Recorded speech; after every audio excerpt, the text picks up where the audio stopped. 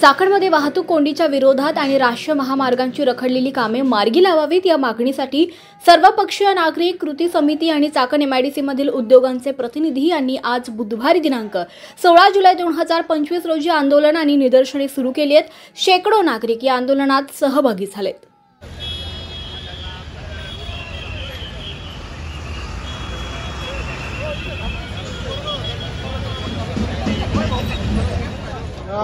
लोकसंख्या आहे आणि अशा परिस्थितीत जर रस्ते ट्रॅफिकमध्ये लोकांना 2-3 तास थांबावं लागत असेल तर लोकांची मानसिकता आता बिघडून सर्वसामान्य जनता तळेगाव शिक्रापूर रस्त्याचं काम लवकर झालंच पाहिजे।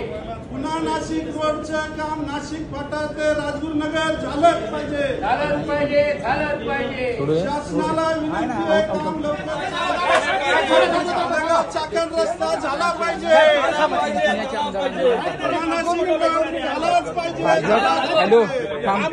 चाकण आणि परिसरामध्ये जे ट्रॅफिकने सर्व लोक या ठिकाणी हैराण झालेले आहे त्या अनुषंगाने आज ट्रॅफिक मुक्त कृती समिती चाकण यांच्या वतीने आणि परिसरातील सर्व नागरिकांच्या सहभागाने या ठिकाणी अतिशय शांततेच्या मार्गामध्ये आदर्श असं आंदोलन झालं आणि हे होत असताना प्रशासनाला आम्ही निदर्शनं केलेली आहे की आपण लवकरात लवकर हे पुणे नाशिक हायवे असेल, तळेगाव चाकण आणि शिक्रापूर रोड असेल या रोडचं काम लवकरात लवकर करावं अशी आम्ही मागणी केलेली आहे। आणि तसं पाहिलं तर आजच्या काळामध्ये अन्न वस्त्र निवाराबरोबरच पायाभूत व्यवस्था ही काळाची गरज झालेली आहे आणि म्हणून कालच आम्ही मुंबई येथे अधिवेशन चालू असताना राज्याचे उपमुख्यमंत्री शिंदे साहेबांना भेटून त्या ठिकाणी निवेदनं दिली।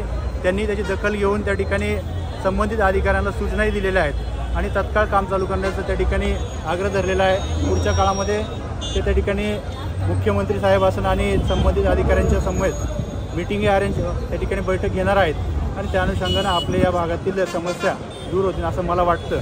म्हणून ही लढाई आहे सर्वसामान्य नागरिकांसाठी, ही लढाई आहे चाकण आणि परिसर ट्रॅफिक मुक्त करण्यासाठी आणि ही लढाई आहे अपघात टाळण्यासाठी। नमस्कार, मी ॲडव्होकेट निलेश कड, जिल्हा काँग्रेस प्रवक्ता। आज जे सर्वपक्षीय लोकांनी म्हणजे सत्ताधारी, विरोधक आणि सर्वसामान्य चाकणकर्त्याचे व्यापारी असतील, डॉक्टर असोसिएशन असेल, शेतकरी असतील आणि सर्वच आमचे जे काय समाजातील तळागाळातले लोक आहे ते या आंदोलनाला पाठिंबा देण्यासाठी उपस्थित राहिले। आमची विनंती 2022ला आम्ही विकास मंचतर्फे हा रस्ता रोको केला होता, तेव्हा गडकरी साहेबांनी 1 वर्षात काम करू असं सांगितलं होतं। मात्र आता सगळे PMRDAचे आता आपले महानगर आयुक्ताचे सदस्य आहेत बशी साहेब, त्यांनी सांगितलं 2021 पासून काही सभाच झाली नाही। असं सगळं जसं हिंजवडीला दादांचं लक्ष आहे तसं इकडेही द्यावं। आमचे भाजपचे ज्येष्ठ नेते आहेत अमृतनाना मार्गदर्शक यांनी सांगितलं, परंतु आता एकंदर सगळ्या प्रकाराने आंदोलनं झाली, चक्काजाम झालं आणि आता न्यायालयीन बाब राहिलेली। मग गडकरी साहेबांनी सांगितलं की जे कामं आम्हाला मंत्री म्हणून करता येत नाही ते न्यायालयाच्या आदेशाने आम्ही करतो। तर आता तोच एक पर्याय राहिला। काल आमदार साहेबांनी खासदार साहेबांनी सांगितलं लालपी तिथे आमदार साहेबांनी पॉईंट ऑफ इन्फॉर्मेशन हे मांडला, परंतु आता हे सगळे पर्याय कशाही पद्धतीने वाहतूक कोंडी सुटली पाहिजे असं सगळ्यांचा एकंदर पाठिंबा या गोष्टीला आहे आणि या आंदोलनाला देखील आहे। आमची विनंती आहे सरकारला हात जोडून, तुम्ही कसंही करा, काही करा, MIDC सहज MIDCचे झालर क्षेत्रातले रस्ते आणि नॅशनल हायवे यांचं तातडीने काम करावं आणि त्यासाठी आपण या ठिकाणून मोठ्या प्रमाणावर टॅक्सही घेत आहे। विविध मान्यवर त्यांचे आता म्हणणं मांडलेलं आहे। आमची सरकारला वारंवार हीच विनंती की तातडीने हा विषय मार्गी लावा। आज या ट्रॅफिक मुक्त चाकण या चळवळीला मला असं वाटतं मोठ्या प्रमाणामध्ये सुरुवात झालेली आहे आणि चाकणचे सर्वच नागरिक सर्व पक्ष बाजूला ठेवून या ठिकाणी एकत्रित आलेले आहेत आणि म्हणून मला या ठिकाणी आवर्जून सांगावं असं वाटतं की आपल्या महाराष्ट्र राज्याचं सध्या पावसाळी अधिवेशन चालू आहे आणि काल या अधिवेशनाच्या निमित्ताने सभागृहामध्ये आपले लोकप्रतिनिधी म्हणून आमदार बाबाजी शेठ काळे यांनी ऑलरेडी तिथे लक्षवेधी मांडली आहे, काल मुद्दे मांडलेले आहेत आणि आम्ही देखील भारतीय जनता पार्टीच्या वतीने देवेंद्रजी फडणवीस यांना काल निवेदन दिलेले आहे आणि देवेंद्रजी फडणवीसांच्या कानावर हे विषय घातले, नितीन भाऊंनी एकनाथ शिंदेजींच्या कानावर हे विषय घातलेले आहेत। त्यामुळे मला असं वाटतं ही चळवळ कुठेतरी सुरुवात झाली आहे, पण यातून जर कुठला मार्ग निघाला नाही तर याचं रूपांतर एका मोठ्या तीव्र आंदोलनात होऊ शकतं आणि मग त्यावेळेला आम्ही कुठलेही पक्ष न बघता सगळे एकत्रितपणे यासाठी लढू। आणि कालच देवेंद्रजींनी या विषयामध्ये आवर्जून सांगितलंय की चाकण MIDC ही झपाट्याने वाढणारी, मला वाटतं महाराष्ट्रातील सगळ्यात मोठी MIDC आहे आणि त्यामुळे ह्या ट्रॅफिकचा परिणाम हा फक्त नागरिकांवरच होत नाहीये, तर आपल्या महाराष्ट्राच्या येणाऱ्या इन्व्हेस्टमेंट्सवर देखील होणार आहे आणि त्यामुळे सगळ्या इंडस्ट्रीजनी देखील देवेंद्रजी फडणवीस यांच्याकडे हा मुद्दा मांडलेला आहे आणि लवकरात लवकर ह्याच्यावर काय आपल्याला हे सोल्युशन्स काढता येतील ह्याकडे देवेंद्रजींनी आश्वासित केलेले आहे। पण येत्या काही काळामध्ये मला असं वाटतं की नक्कीच प्रशासन असेल आणि सरकार असेल ह्यामध्ये लक्ष घालून काहीतरी मार्ग काढेल। पण आम्ही सर्वजण तीव्रतेने आंदोलनाला उतरू, जर काही झालं नाही तर हे आमचा शब्द आहे। आज ट्रॅफिक मुक्त चाकण आणि खेड तालुक्यामध्ये एक ऐतिहासिक असं आंदोलन संपन्न होत असताना खरं तर आजची जर उपस्थिती बघितली तर या आंदोलनामध्ये सर्वसामान्य नागरिकांच्या बरोबर ती जो आमचा वकील बांधव आहे, जो आमचा डॉक्टर बांधव आहे आणि तरुणांची संख्या फार मोठी आहे। ही जर व्याप्ती बघितली तर प्रचंड मोठ्या प्रमाणामध्ये तरुणांची संख्या आंदोलनामध्ये आहे आणि आज हे खरं तर आंदोलन शांततेमध्ये पार पडतं आहे।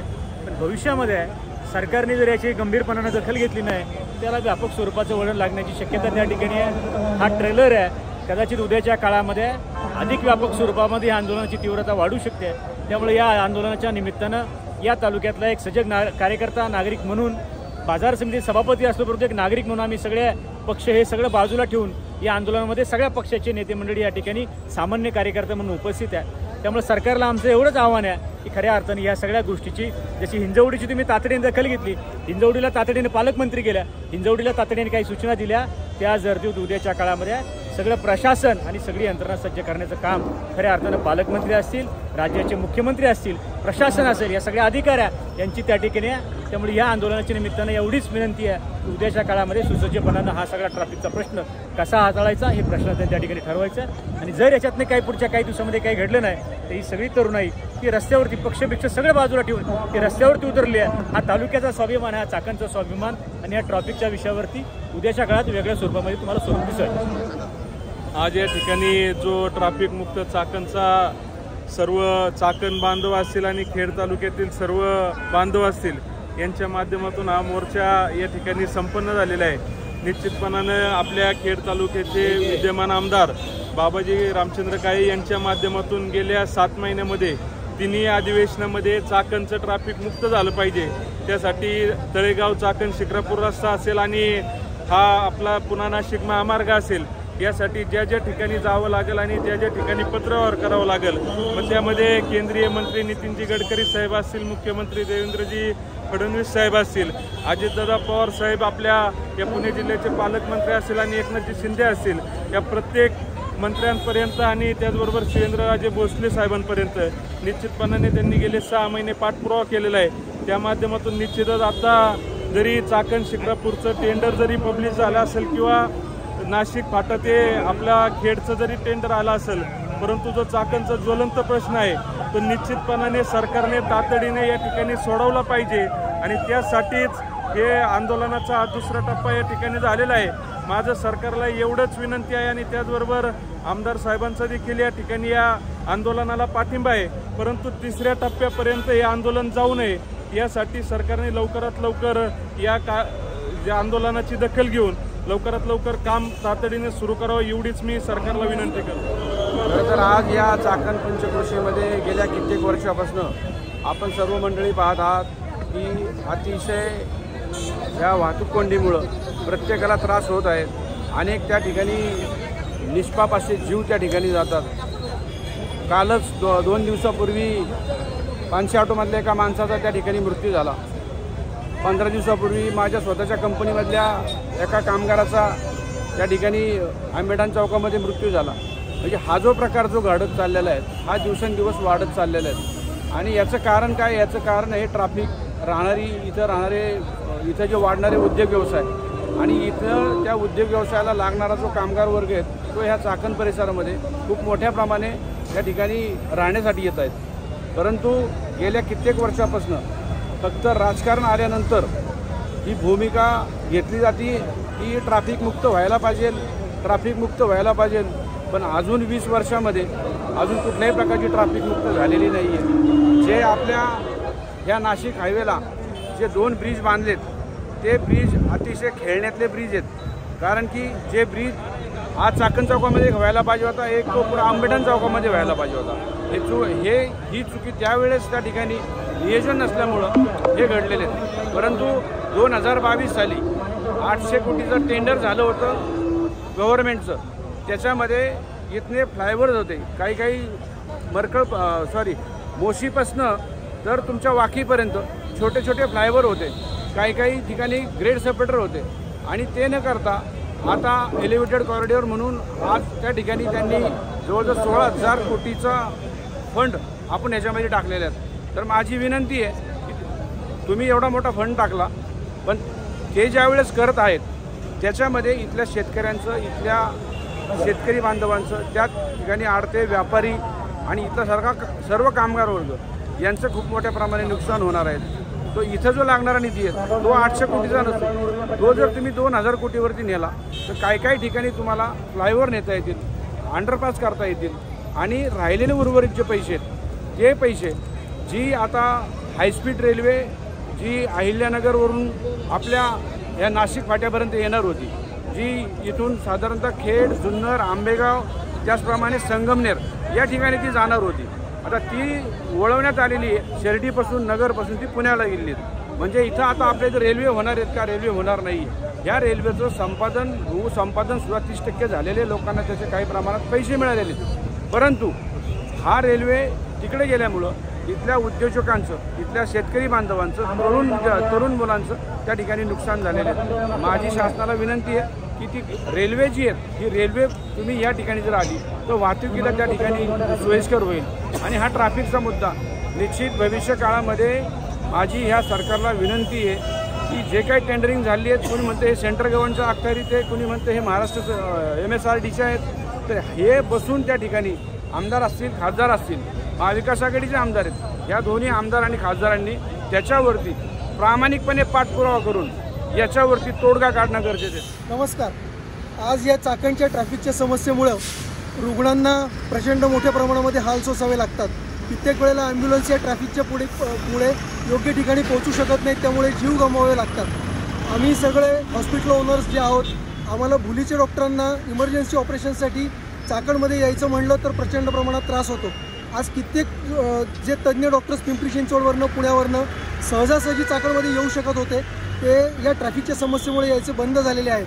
आम्हालासुद्धा एकमेकांना सहाय्य करण्यासाठी जाण्याकरता प्रचंड प्रमाणात मनस्ताप हा सहन करावा लागतो आणि वेळेवरती उपचार देणं ही एक मोठी जिकिरीची गोष्ट झालेली आहे. त्यामुळे लवकरात लवकर हा ट्रॅफिकचा प्रश्न सुटावा आणि इथल्या सगळ्यांच्या रुग्णांचा आणि व्यावसायिक डॉक्टरांचा सुद्धा प्रश्न सुटावा अशी सरकार दरबारी आम्ही विनंती करतो. समितीच्या वतीने चाकणमध्ये आज धरणं धावण्याचा कार्यक्रम चालू केलेला आहे. हा कार्यक्रम बऱ्याच दिवसासाठी आहे.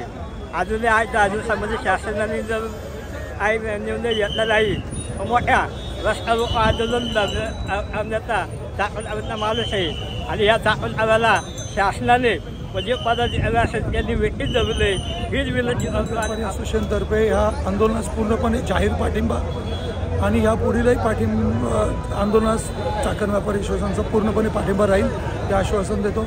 आणि हा प्रचंड त्रास सर्वसामान्य नागरिक, व्यापारी, विद्यार्थी कुठल्याही क्षेत्रात आपण जाऊ तर प्रचंड हा मनस्ताप होतो या ट्रॅफिकचा. याकरता कुठल्याही सरकारला विनंती आहे व्यापारी असोसिएशनतर्फे चाकण नागरिकांच्या वतीने की ह्या समस्येकडं आपण लक्ष द्या. 74व्या घटना दुरुस्तीमधून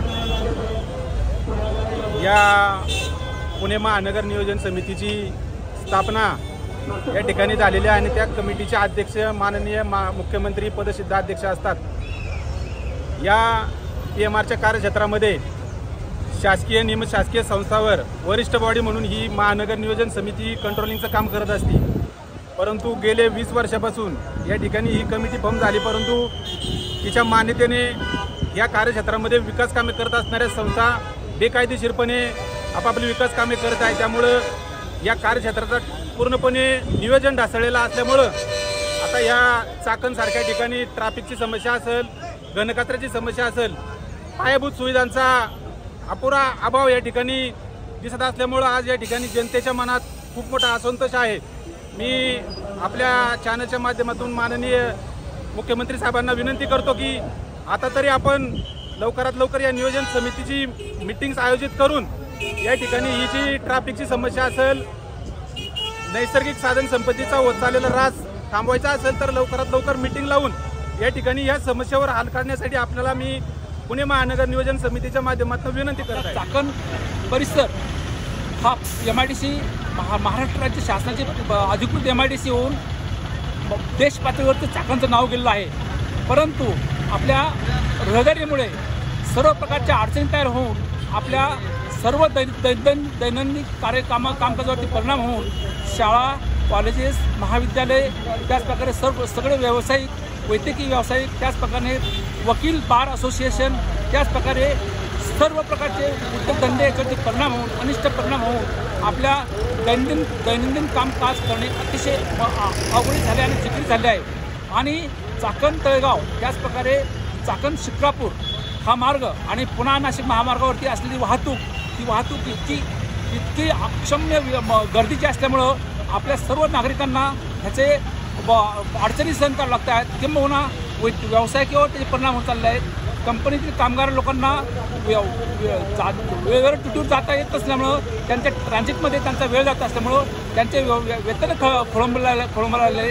त्याचप्रकारे MIDCतील कंपन्यांची सुद्धा उत्पन्नाच्या प्रणालीवर परिणाम होऊन त्याचा महाराष्ट्र राज्य औद्योगिक विकास महामंडळावरती सुद्धा त्यात ताण पडून कंपन्यांनी इथून जाण्याचं नियोजन चालू केलं आहे।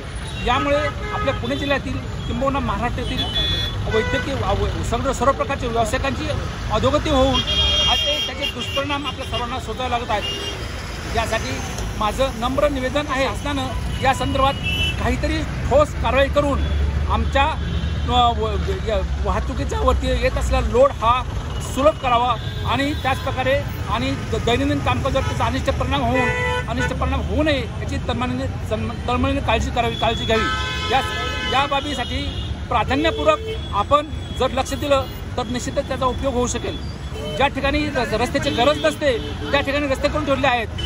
उदाहरणार्थ महाराष्ट्रातील अनेक ठिकाणी सुवर्ण महामार्ग झाले आहेत, त्या ठिकाणी वाहनांची कमतरता असते, परंतु या चौकावरील किंवा या मार्गावरील किंवा या MIDC एरियामध्ये सर्व प्रकारची वाहने इतक्या 2-2, 3-3 किलोमीटर दररोजची वाहने पार करताना जिकिरीचे होते, अडचणी होते, किंवा अनेक प्रकारचे अपघात होऊन रुग्णांना जायबंदी झालेली आहे। त्याचप्रकारे रुग्णांना हॉस्पिटलमध्ये जाणंसुद्धा जिकिरीचं होत चाललं आहे। या सर्व बाबींचा सर्व प्रकारच्या व्यावसायिकांवरती अनिष्ट परिणाम होऊन आपल्याला आपल्या चाकणची प्रसिद्धी होण्याच्याऐवजी चाकणची बदनामी होत चालली आहे। यासाठी आपण सर्व सन्मान्य शासनकर्ते, पोलीस यंत्रणा म्हणा, प्रांत साहेब म्हणा, किंवा तहसीलदार साहेब म्हणा, किंवा मान्य कलेक्टर म्हणा, किंवा राज्य शासनकर्ते या संदर्भात प्राधान्यपूर्वक या बाबी लक्ष घालून आज आमच्या चाकणमध्ये प्रत्येकजण हा ट्रॅफिकने वैतागलेला आहे। रोज 5 ते 6 ॲक्सिडेंट होतात, त्याच्यामध्ये कित्येक जणांचा जीव जातो। कमीत कमी 1 ते 2 व्यक्ती रोज मरण पावत असतात। माणसाच्या जीवाची काही किंमत आहे की नाही? आणि प्रत्येक वेळेस घरात बसूनच आपण ट्रॅफिकचे व्हिडिओ बघत बसणार, कोणाचा जीव गेला, आज असा ॲक्सिडेंट झाला, उद्या तसा झाला, तेच बघत बसणार। आंदोलनासाठी आम्ही उभं राहिलो आहे, कारण नारायणगाववरून तर चाकणपर्यंत यायला एवढा वेळ लागत नाही। तर आंबेठाण चौक तर आळंदी फाट्यापर्यंत एवढी गर्दी होती, ट्रॅफिक रोज 3-4 बळी जातात, ते कोणाचा मुलगा असो, कोणाचे वडील असो। मी स्थानिक उद्योजक असून मी या ठिकाणी माझा उद्योग उभारला आहे, पण उद्योग उभारण्यामध्ये एवढ्या अडचणी आल्या की इन्फ्रास्ट्रक्चरचं काही फार बोर वाजलेला आहे। कामगारांना 2-2 तास, सकाळी 2 तास, संध्याकाळी 2 तास येण्या जाण्यात वेळ जात आहे। माल तयार झाल्यानंतर तो पोचवण्या वेळेत आवश्यक असतं, पण तो पोचवण्यासाठी खूप उशीर होत आहे। या सगळ्या कसरतीमध्ये सरकारने ताबडतोब या ठिकाणी लक्ष देऊन रस्त्याचं काम ताबडतोब चालू करून इन्फ्रास्ट्रक्चर डेव्हलप करणं फार गरजेचं आहे, असं उद्योजकांच्या वतीने मला या ठिकाणी सांगायचं आहे। नागरिकांनी स्वयंस्फूर्तीने अतिशय शांततेच्या मार्गानं आणि न्याय्य मार्गानं हा लढा अजून उभा केलेला आहे। अपघात या ठिकाणी झालेले आहेत, तेव्हा आणखीन नागरिकांच्या संयमाची वाट न पाहता शासनाने ताबडतोब निर्णय घेऊन रस्त्याचं काम सुरू करावं. शासनाने चाकणमध्ये रस्ते एकदम छोटे आहे आणि रस्त्याच्या पलीकडे सगळे खड्डे आहे. यामुळे काय होते, टू व्हीलरवाले असतील, पदचारी असतील, त्यांना रस्ता सोडून काय झालं तर त्याने पर्यायी घसरून त्याचे अपघात होत आहेत. अपघाताचे एवढं प्रमाण वाढले की रोज 3-4 लोक अपघात होऊन त्यात काही जण मृत्यू पाडतात. तर शासनाला माझी विनंती की तुम्ही लवकर खड्डे बुजून रस्ते मोठे करावा. यामध्ये सर्वात महत्त्वाचा भूसंपादनाचा विषय, भूसंपादन सुद्धा तत्काळ करावं म्हणजे काम करता काही अडचण येणार नाही. माझी शासनात विनंती. बंद झाल्या पाहिजे. इथं रोड लय अपुरा आहे, गर्दी होती खूप रस्ता, त्यामुळे काय होतं? त्यामुळे रस्त्याची गर्दी लय वाढती. याच्यावरती उपाय काय केला पाहिजे? काहीतरी केला पाहिजे. ट्रॅफिक मुक्त चाकण होणं गरजेचं आहे, कारण ट्रॅफिकच्या या प्रचंड ट्रॅफिकमुळे जे ट्रॅफिकमध्ये गर्दी होती त्या गर्दीच्या कारणास्तव पुणे नाशिक हायवेवरतून प्रवास करताना जे फॅमिली असतील किंवा जो काही वर्ग पुणे नाशिक हायवेवरून प्रवासी वर्ग प्रवास करतो, तो प्रवासी वर्ग जेवण करण्यासाठी किंवा नाश्ता करण्यासाठी चाकणला पसंती देत नाही. त्याचं कारण एकच आहे की प्रचंड असणाऱ्या ट्रॅफिकमुळे लोक वैतागलेले आहेत आणि कधी चाकण सोडून बाहेर जातोय आणि तिकडे गेल्यानंतर नाश्ता करण्यासाठी किंवा जेवणासाठी थांबतोय हा लोक विचार करतात.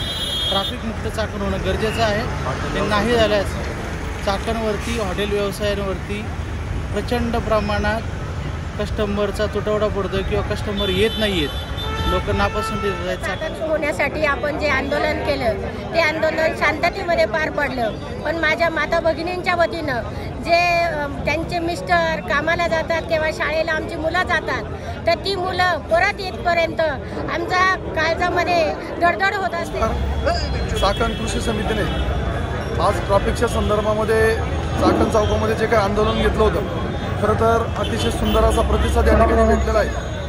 खालुमरे असेल, मालुंगे असेल, खराबोडी असेल आणि चाकण या ठिकाणी अपघाताचं जे काही प्रमाण वाढलं आहे, त्याबरोबर मैदानकरवाडी, नाणेकरवाडी, कडाचीवाडी आणि रासे, खरं तर या माध्यमातून या ठिकाणी ट्रॅफिक निश्चितच कमी करण्यासाठी आम्ही सर्वजण तरुण या ठिकाणी रोडला उतरलेलो आहे. माझी प्रशासनाला विनंती आहे की आमचं सर्वांचं अंतर न पाहता या ठिकाणी प्रशासन पूर्ण देशामध्ये सगळ्यात मोठी MIDC आपल्या चाकण आणि चाकणच्या परिसरामध्ये आहे. आणि मग जेवढ्या प्रमाणात MIDC आहेत तितक्या प्रमाणामध्ये संपूर्ण राज्यातील, देशातली जेवढी राज्य आहेत त्या राज्यातील सर्व लोक या ठिकाणी येत आहेत. जितक्या प्रमाणात संख्या या ठिकाणी वाढलेली आहे, त्याचा लोड त्या प्रमाणात वाहनं वाढलेली आहे, त्याचा लोड हा चाकण आणि चाकण पंचक्रोशीच्या आजूबाजूच्या रोडला येत आहे. त्यामध्ये मुख्य रोड पुणे नाशिक आणि आपला नगर मुंबई आहे. आज या ठिकाणी चाकण कृती समितीच्या वतीने जे जन आंदोलन उभं करण्यात आलं होतं त्याला चांगल्या प्रकारचं सहकार्य लोकांचं, कार्यकर्त्यांचं, सर्वांचं मिळालं आहे. खऱ्या अर्थाने गेली 25-30 वर्ष सातत्याने चाकण या चाकणच्या MIDCमध्ये जो संपूर्ण देशामध्ये इंडस्ट्रियल म्हणून हब म्हणून ओळखला जातो, परंतु शासन कोणत्याही सोयी दुर्लक्षित करत आहे. म्हणून आम्हाला नागरिकांच्या वतीने या शासनाला जाग येण्यासाठी आम्ही हे जन आंदोलन उभारीत आहोत. खऱ्या अर्थाने आता याची सुरुवात आहे. या ठिकाणी आजपर्यंत शासनाच्या कोणत्याही अधिकाऱ्यांनी विचार केला नाही. अधिकाऱ्यांना माझी विनंती आहे, जिल्हाधिकारी असतील, MIDCचे अधिकारी असतील, एक आपल्या ह्या एवढ्या भयंकर ट्रॅफिकच्या चाकणच्या समस्येपुढं सर्वात पहिला आणि सोपा जर मार्ग कोणता असेल तर तो रस्त्याचा जो जोडण्याचा मार्ग आहे, हा सगळ्यात पहिला मार्ग त्या ठिकाणी काढण्यासाठी ही त्या ठिकाणच्या सर्व स्थानिक शेतकऱ्यांच्या वतीने व बोरदरा, गोनवडी, बिरदवडी, रोकल या सर्व शेतकऱ्यांच्या वतीने मी विनंती करतो की आपण त्या ठिकाणी सर्वात प्रथम त्या रस्त्याचा प्रश्न म्हणजे ह्या ट्रॅफिकसाठी तो रस्ता जर ट्रॅफिकमुळे खूप उशीर झाले. हे ट्रॅफिकचं कधी होईल काही सांगता येत नाही. मुलगा आजारी ट्रॅफिकला खूप उशीर होत आहे, वेळेवर उपचार भेटत नाहीये. त्या अवघड यासाठी काय केलं पाहिजे असं आपल्याला वाटतं? उड्डाणपूल किंवा काहीतरी सुविधा केली पाहिजे सरकारने. सरकारचं लक्षच नाही अजिबात अपघात झाला इथं सर्वसामान्याचा जीव झाला. बाकी राजकीय नेत्यांना याचं काही घेणं देणं नाही, त्यांना त्याच्याशी काही पडलेली नाही. आज मला वाटतं गेली 15-20 वर्षापासून हा सर्वसामान्य लोक त्रास भोगता येईल आणि जसं हे बोलले झालं